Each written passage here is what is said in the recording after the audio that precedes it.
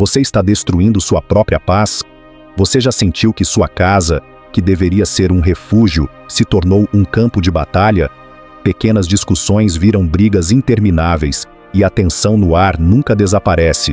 O pior, muitas dessas batalhas são travadas por coisas que nem deveriam importar. O estoicismo ensina que a paz no lar não é um acaso, mas uma escolha. E se eu te dissesse que, ao final deste vídeo, você terá as ferramentas necessárias para transformar completamente a dinâmica da sua casa? Mas para isso você precisa entender 4 princípios estoicos que podem salvar sua paz mental e fortalecer seus relacionamentos.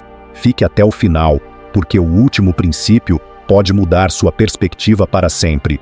Vamos ao primeiro. Número 1. Controle suas emoções antes de reagir. A raiva é um veneno que você bebe, esperando que o outro morra. Mas aqui está a verdade brutal.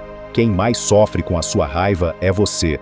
Você já percebeu como um simples comentário atravessado pode estragar seu dia inteiro? Como uma palavra dita no calor do momento pode transformar o ambiente da sua casa em um verdadeiro campo de guerra? Pior ainda, quantas vezes você feriu alguém que ama porque não soube segurar um impulso? Marco Aurélio dizia: a melhor vingança é não ser como seu inimigo. Mas e se eu te dissesse que o seu inimigo nem sempre é uma pessoa? Às vezes o verdadeiro inimigo está dentro de você. É aquele instinto de reagir sem pensar. É aquela voz que grita: não deixe isso barato. É o orgulho que não permite que você dê um passo para trás. Agora, pense comigo. Quantas discussões dentro de casa poderiam ter sido evitadas se você tivesse esperado apenas 10 segundos antes de responder? Aquele tom de voz ríspido, aquela resposta sarcástica, aquela necessidade de dizer a última palavra. Isso tudo é ego disfarçado de razão. Os estoicos tinham um exercício poderoso para treinar o autocontrole, a visão de fora.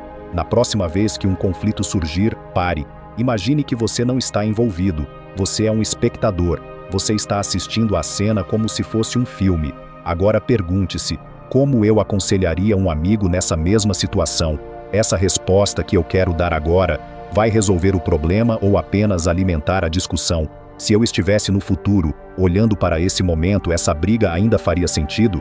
Se a resposta for não, então você já sabe o que fazer. Ou melhor, o que não fazer. A raiva só dura alguns segundos. Se você resistir a ela, ela passa. Mas as palavras que você disser no calor do momento, essas podem durar para sempre. E se a discussão já começou? Se a faísca já virou incêndio? Como evitar que isso se torne um ciclo sem fim dentro da sua casa? É aqui que entra o próximo princípio estoico. E se você não aplicar ele, todo o resto será inútil.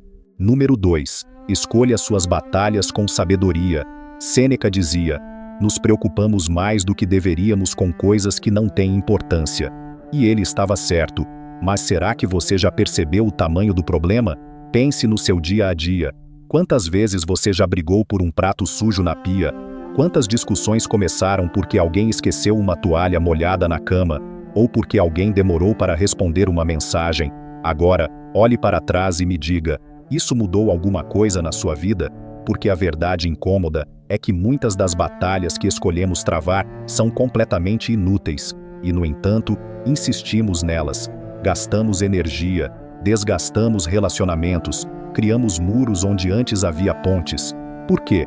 Porque o ego quer vencer. Pense na última discussão que você teve dentro de casa. Não importa se foi com seu parceiro, seus pais, seus filhos. Pergunte-se agora: aquilo realmente importava ou era só o meu orgulho falando mais alto? Isso mudou minha vida de alguma forma ou só desgastou meu dia? Eu briguei para resolver o problema ou para provar que eu estava certo? Se a resposta for não, então solte a corda. Soltar a corda não significa que você está cedendo. Significa que você escolhe no que vale a pena investir sua energia. Isso é sabedoria. Mas e quando algo realmente importante está em jogo? E quando você precisa falar? Aqui está a diferença entre alguém sábio e alguém impulsivo.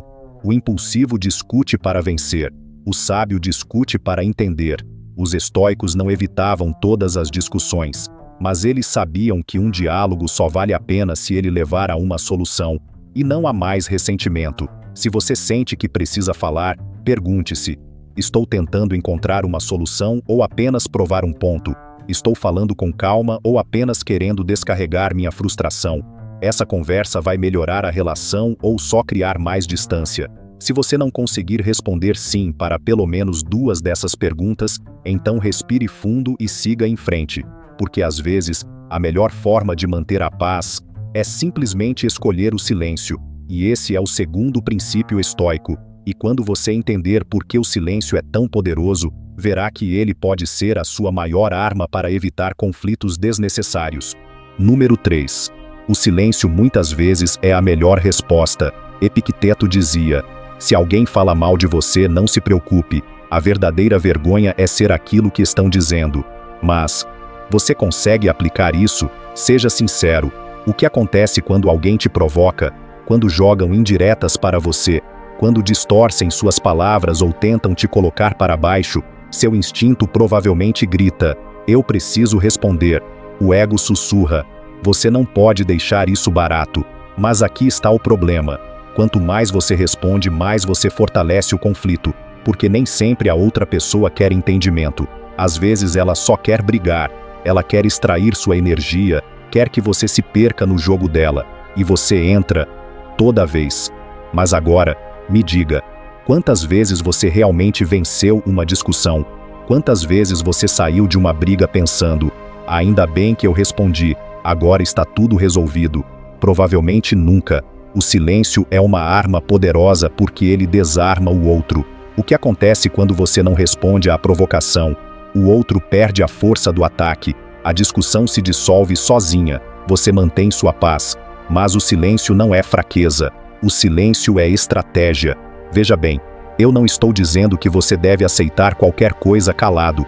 Estou dizendo que você deve escolher suas palavras como um guerreiro escolhe suas batalhas. Se responder vai trazer uma solução, fale. Se responder só vai alimentar o problema, cale-se. Porque às vezes a melhor resposta é nenhuma resposta. Agora, se você realmente quer que sua casa seja um ambiente de paz, não basta evitar conflitos. Você precisa ser o exemplo de equilíbrio. E isso nos leva ao quarto e último princípio. Porque se você não entender ele, nada disso vai adiantar. Número 4. Seja o exemplo de equilíbrio e respeito. Marco Aurélio escreveu: nada é mais lamentável do que um homem que briga constantemente com os outros e nunca olha para si mesmo. Agora, olhe ao seu redor. O ambiente da sua casa reflete o que você transmite. Se há gritos, tensões e ressentimentos, será que você também não está contribuindo com isso? Seja sincero. Você reage com frieza e depois se incomoda quando os outros fazem o mesmo?